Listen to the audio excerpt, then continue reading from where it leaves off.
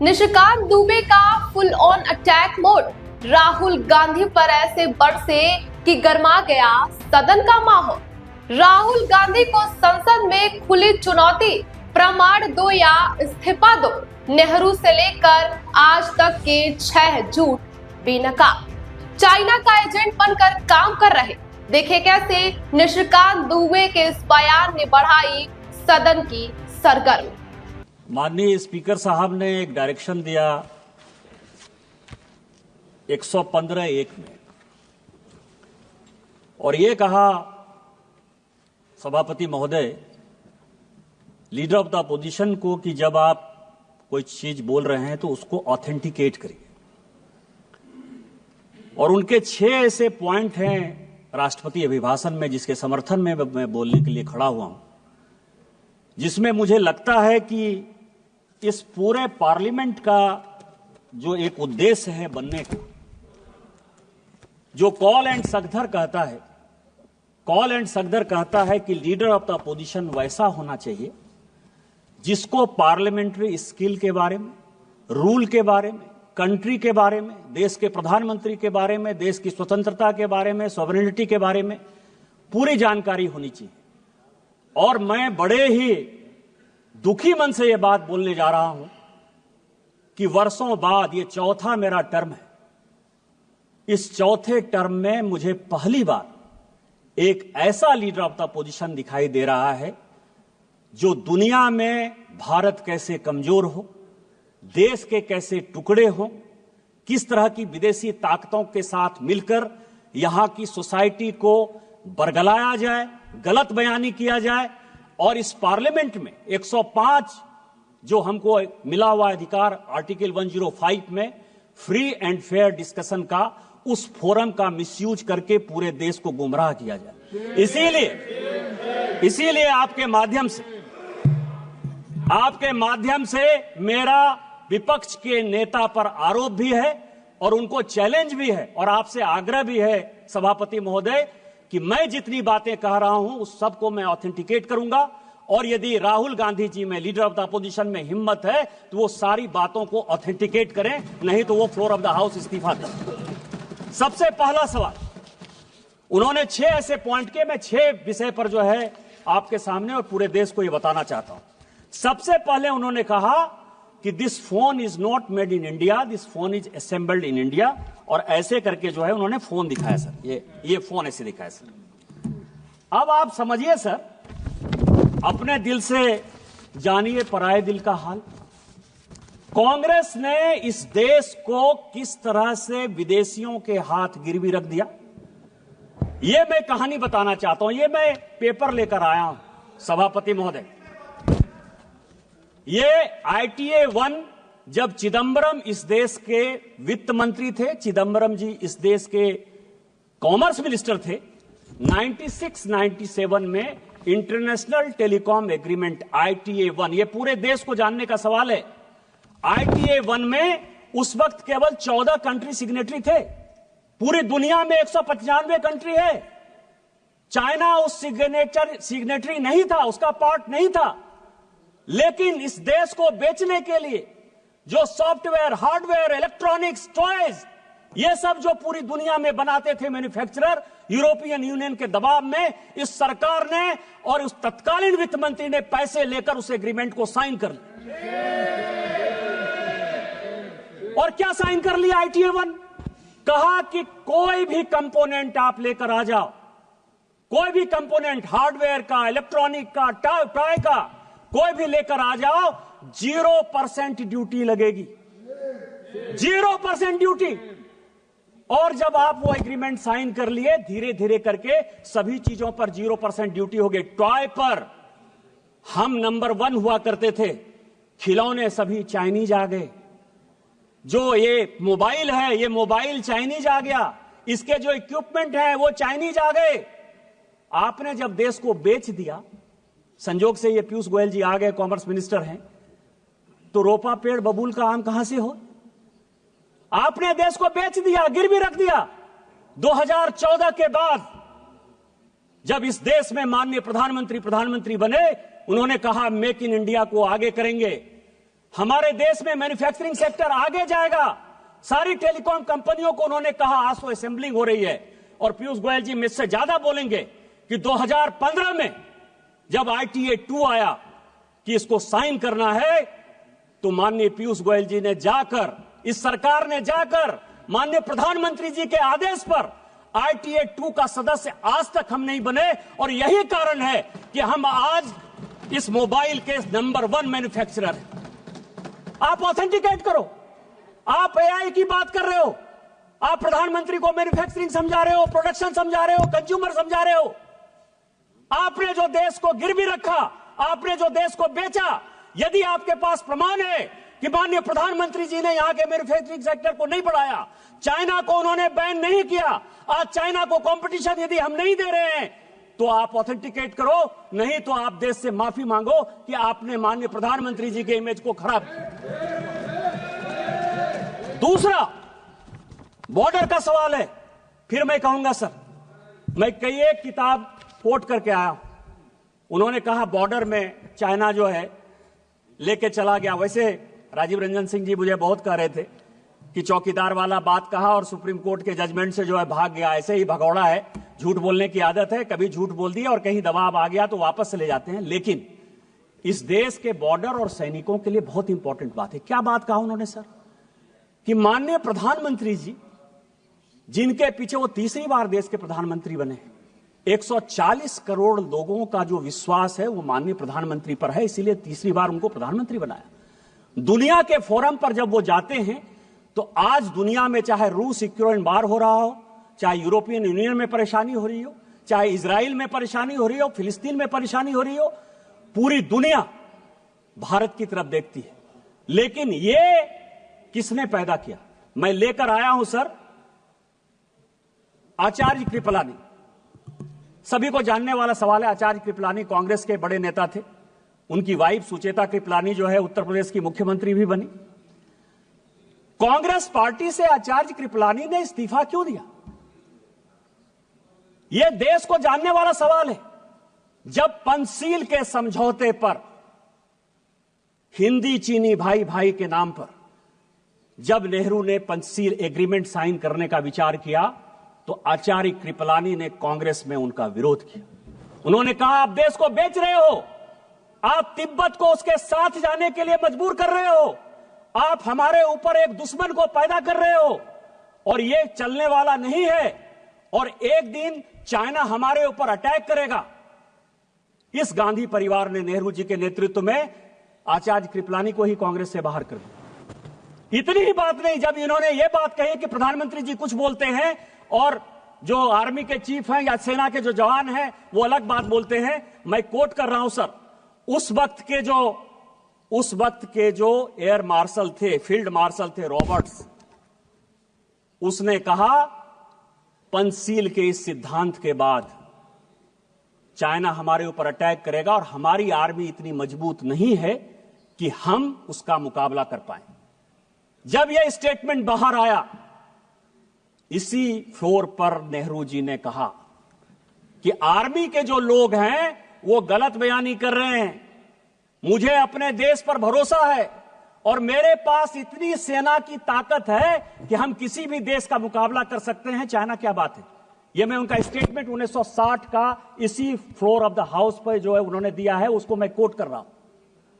और 61 में जब करियप्पा जी रिटायर हो रहे थे, फील्ड मार्शल करियप्पा बड़े फील्ड मार्शल थे, तो उन्होंने कहा कि मुझे फक्र इस बात का है कि मैं सैनिकों को मरते हुए नहीं देख पाया, उसके पहले ही मैं रिटायर हो रहा हूं। और जो 62 में हुआ ये पूरी दुनिया जानती। और उसके बाद क्या हुआ? लगातार हम चाइना के साथ बॉर्डर डिस्प्यूट में लगे हुए हैं। और मैं एक पेपर लेकर आया हूं सर कि 1981 में राहुल गांधी जी की दादी इंदिरा गांधी जी ने एक एग्रीमेंट साइन किया, और उस एग्रीमेंट को साइन किया उस वक्त के चाइना के जो वित्त मंत्री थे, फॉरेन मिनिस्टर थे, आर्मी डिफेंस मिनिस्टर थे, हुआंग हुआ और इंदिरा गांधी के बीच में 1981 में समझौता हुआ। 1981 से लेकर 1987 तक जब इनके पिताजी भी बन गए इस देश के प्रधानमंत्री, 8 बार चाइना के साथ बायलैटरल हमने जमीन के लिए, बॉर्डर के लिए लगातार मीटिंग की, जो फेल हुआ। यदि चाइना ने नेहरू जी के समय जमीन नहीं लिया था तो इंदिरा गांधी ने वो कमेटी क्यों बनाई? राजीव गांधी ने वो कमेटी क्यों बनाई? 8 बार आपने उसकी 81 से लेकर 87 तक मीटिंग क्यों की? आप चाइना को पूरा का पूरा अक्साई चीन से लेकर पाकिस्तान जो आपने बनाया उस पर नहीं जाता। आपने सेना को घुसने दिया, आप लद्दाख तक पहुंच गए, आप अरुणाचल तक पहुंच गए, आपने तिब्बत को देकर हमारे माथे पर चाइना को बैठा दिया। आज माननीय प्रधानमंत्री जी के कारण एक बॉर्डर का डिस्प्यूट रिजॉल्व होता हुआ नजर आ रहा है। माननीय जयशंकर जी ने यही बयान दिया कि वो हमारे साथ बायलैटरल टॉक में है और जहां जो लाइन ऑफ एक्चुअल कंट्रोल था वहां पर दोनों सेना चली गई है। इस प्रधानमंत्री जी के जिस मजबूती के कारण चाइना आज पूरी दुनिया में परेशान नजर आ रहा है, आप जो है उस प्रधानमंत्री जी को प्रेज करने के बदले, पूरे देश में उनकी वाहवाही करने के बदले अपने चाहे नेहरू का समस्या हो, चाहे इंदिरा जी का समस्या हो, चाहे राजीव गांधी का समस्या हो, उस समस्या को जो है चूंकि आप रिजॉल्व नहीं कर पाए, आपने चाइना को माथे पर बैठा दिया। आज माननीय प्रधानमंत्री जी उसको रिजॉल्व कर देंगे तो आपका सारा विषय खत्म हो जाएगा, क्योंकि चाइना के साथ आपका एग्रीमेंट है। चाइनीज कम्युनिस्ट पार्टी के साथ कांग्रेस पार्टी ने क्या एग्रीमेंट किया है आज तक पूरी दुनिया को नहीं पता है। तो चाइना के एजेंट के तौर पर जो आप बैठे हुए हो, इस कारण से माननीय प्रधानमंत्री जी को बदनाम करने के लिए, देश को गुमराह करने के लिए बात कर रहे हो। आप on the floor of the house माफी मांगो और ऑथेंटिकेट करो इन चीजों को।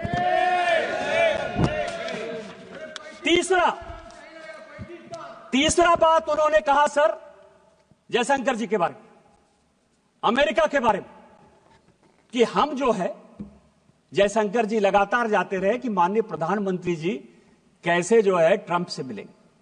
आर्टिफिशियल इंटेलिजेंस की बात करते हो, कंप्यूटर की बात के 100वां साल जो है हम लोग अटल जी का बना रहे हैं। आपने अटल जी को भी कोट किया, मैं उनका बयान लेकर आ रहा हूं।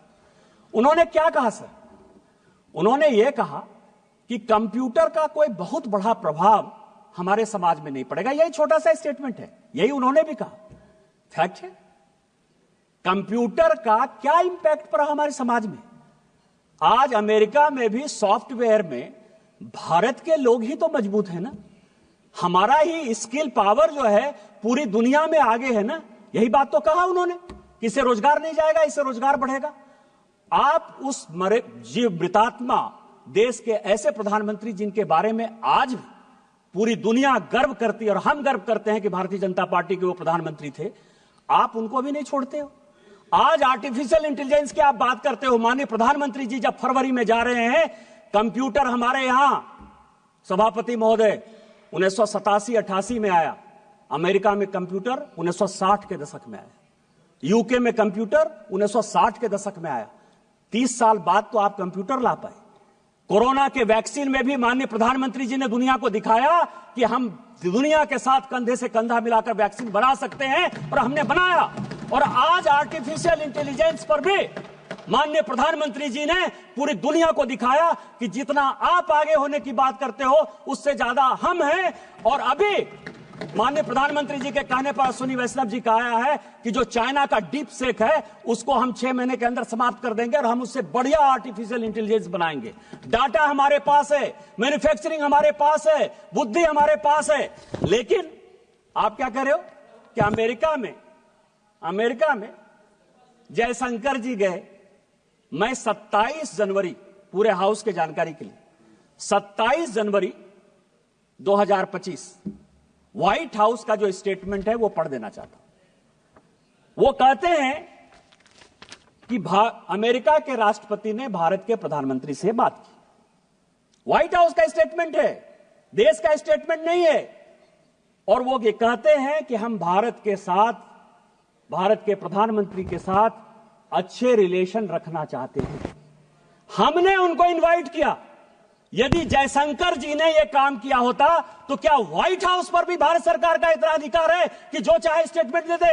और यदि यह अधिकार जयशंकर जी और माननीय प्रधानमंत्री जी के कारण व्हाइट हाउस में भी है तो इस देश को गर्व करना चाहिए कि हमने व्हाइट हाउस को भी कंट्रोल कर लिया।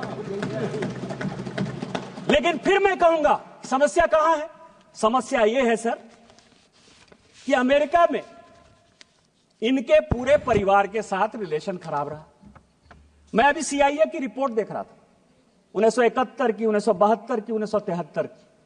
वो ये कह रहा है कि भारत की इकोनॉमी रसातल में जा रही है, ये पाकिस्तान को अटैक करके जो है एक एक्सपेंशन के मोड में जाना चाहती है, लेकिन इसका अपना कुछ नहीं है, ये रूस के साथ मिलकर जाना चाहती है और हम भारत को बैन करेंगे। और ये जो 71-72 का सीआईए का रिपोर्ट है, इसके कारण मैं आपको बताऊं कि इसी इंदिरा जी को 1982 में रोनाल्ड रीगन से जाकर माफी मांगनी पड़ी। आप उस परिवार के आदमी हो, वो देश के प्रधानमंत्री। मैं नहीं बोलना चाहता था, मुंह नहीं खोलवाना चाहता था मैं, लेकिन 1982 में इंदिरा जी ने अमेरिका जाकर रोनाल्ड रीगन से माफी मांगी कि जो हो गया सो हो गया, हमको माफ कर दीजिए। और हम देश को, एक वो देश था और आज माननीय प्रधानमंत्री जी के नेतृत्व में यह देश है कि ट्रंप खुद से फोन करते हैं और ट्रंप व्हाइट हाउस में पूरा बताते हैं कि हमने उनको बुलाया है, हम उनके साथ अच्छा रिलेशन रखना चाहते हैं। देश कहां चला गया और आप कहां खड़े हो? तीसरा सवाल है सर, इन्होंने महाराष्ट्र इलेक्शन की बात की और चुनाव, चौथा पॉइंट सर, और इन्होंने इलेक्शन कमीशन के अपॉइंटमेंट की बात की, अपॉइंटमेंट की बात की सर। सुप्रीम कोर्ट का जजमेंट मैंने देखा, सुप्रीम कोर्ट के जजमेंट ने कहा कि जो इलेक्शन कमीशन का जो अपॉइंटमेंट है वो ट्रांसपेरेंट नहीं है। ये आज सुप्रीम कोर्ट में केस हुआ तो ये जजमेंट आया और ये भी कहा कि ये जजमेंट मैं टेम्पोररी दे रहा हूं, लेकिन पार्लियामेंट को ही अधिकार है कि कानून बनाए। कैसे बनाना है, इसी पार्लियामेंट ने पास किया कि कौन कौन लोग होंगे और इलेक्शन कमीशन का अपॉइंटमेंट कैसे होगा, बनाया सर। लेकिन मैं जो महत्वपूर्ण बात कह रहा हूं कि चुनाव आयोग पर इतना आरोप आप लगा दिए। एमएस गिल चुनाव आयुक्त थे, मुख्य चुनाव आयुक्त थे, रिटायर हुए सर, कांग्रेस पार्टी के सदस्य हो गए, राज्यसभा से मेंबर हो गए और देश के मंत्री हो गए स्पोर्ट्स के। नवीन चावला सर, नवीन चावला, अब उनको मैं श्रद्धांजलि देता हूं, अभी उनकी डेथ हुई, लेकिन पूरी दुनिया जानती है कि जो विदेशी लॉबी है, मदर टेरेसा पर बहुत अच्छा बुक लिखा उन्होंने सर, और जो वो लॉबी सोरेस के साथ जो लॉबी गांधी परिवार को मदद करती है और जो देश के टुकड़े टुकड़े करना चाहती है, उस लॉबी के सबसे बड़े समर्थक थे। उस नवीन चावला को आपने, जो सेक्रेटरी एमपैनल नहीं था, जानकारी के लिए, उसको जबरदस्ती सेक्रेटरी एमपैनल कराया और सीधा चीफ इलेक्शन कमिश्नर बना दिया।